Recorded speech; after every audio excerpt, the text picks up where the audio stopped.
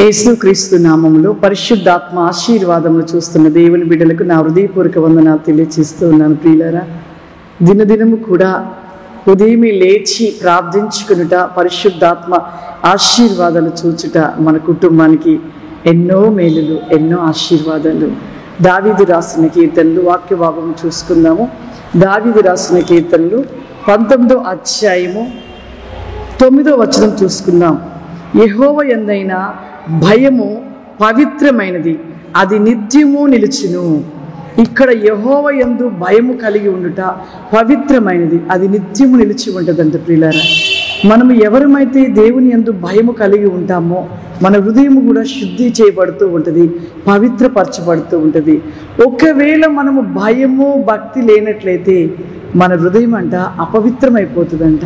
నిజమే, భయము కలిగినంత కాలము కూడా ఎంతో పరిశుద్ధతను కలిగి ఉంటాం, ఎంతో జాగ్రత్తను కలిగి ఉంటాం, ఎంతో జాగ్రత్త చేత ముందుకు నడుస్తాం. ఎప్పుడైతే మనలో భయం లేకుండా భక్తి లేకుండా ఉంటుందో పాపానికి చోటిస్తాం. ప్రియులారా, పాపం చేస్తూ పాపంలోనే జీవిస్తూ ఉంటాం. ఒక ఊరిలో ఒక యవనస్తుడంట మొట్టమొదటిగా దేవుని తెలుసుకొని తను ఎంతో చక్కగా ప్రార్థన కలిగి ఉండేవాడంట. తన యవన కాలము మొట్టమొదటిగా కొంత పాపములు జీవించిన దేవుణ్ణి తెలుసుకున్నాక ఒక భయము కలిగి ఎంతో తన పాపమును విడిచి పరిశుద్ధంగా జీవిస్తూ తన ముందు కొనసాగాడంట. తను పాత జీవితంలో పాపము చేసినప్పుడు, పాపములు జీవిస్తున్నప్పుడు తను అన్నీ కోల్పోయాడంట. ప్రియులారా, కానీ ఎప్పుడైతే భయము కలిగి దేవుని ఎడల ఉన్నాడో అతని యందు ఎంతో తన హృదయము పరిశుద్ధపరచబడి పవిత్రపరచబడి ఎంతో తన జీవితంలో ఎన్నో ఆశీర్వాదాలంట. కోల్పోయాడు, కానీ భయము కలిగినప్పుడు తన జీవితంలో అన్ని ఆశీర్వాదాలంట. ఎక్కడికి వెళ్ళినా విజయం కలుగుతూ ఉందంట, ఎక్కడికి వెళ్ళినా సమృద్ధిలో ఉన్నాడంట. చూడండి, దేవుని యందు భయభక్తులు కలిగిన వాని జీవితంలో ఎల్లవేళలా సమృద్ధి కలిగి ఉంటుంది. ఆ కుమారుడు అలా భయము భక్తి కలిగి ఉన్నంత కాలము కూడా చక్కటి సమృద్ధిలో ఉన్నాడంట. అలా సమృద్ధి అధికమైన కొలది మరలా తను పాపము చోటిచ్చాడంట.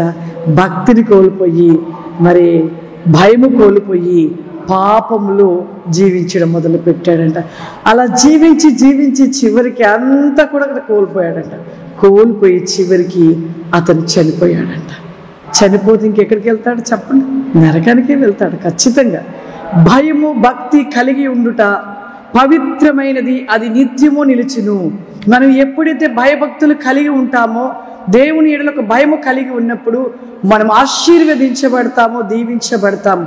యవనస్తుడు మొదట్లో పాపము చేశాడు, పాపము చేసి చివరికి దేవుని తెలుసుకున్నప్పుడు ఆ పాపమును విడిచి పరిశుద్ధముగా జీవించినంత కాలము కూడా గొప్పగా దీవించబడ్డాడు. తిరిగి మరలా పాపములకు వచ్చినప్పుడు అంతా కోల్పోయి చివరికి చనిపోయి తను నిత్యాగ్నిలోనికి చేర్చబడ్డాడు. ప్రియులారా, కాబట్టి ప్రతి ఒక్కరము కూడా భయభక్తులు కలిగి దేవుని యందు నిలిచినట్లయితే మన జీవితంలో ఆశీర్వాదాలు, దీవెనలు, సమృద్ధిని కలిగిన వారిగా ఉంటాము. అందరం కళ్ళు మూసుకున్నట్లయితే ప్రార్థన చేసుకుందాం. సర్వశక్తివంతుడా, దయగలిగిన తండ్రి, నీకు వందనాలు చెల్లిస్తూ ఉన్నాను ప్రభువా.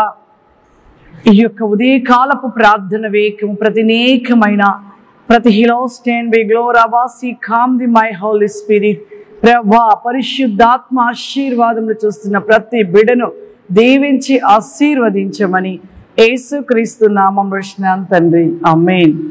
God bless you. దేవుడు మిమ్మల్ని దీవించును గాక. ఆమేన్.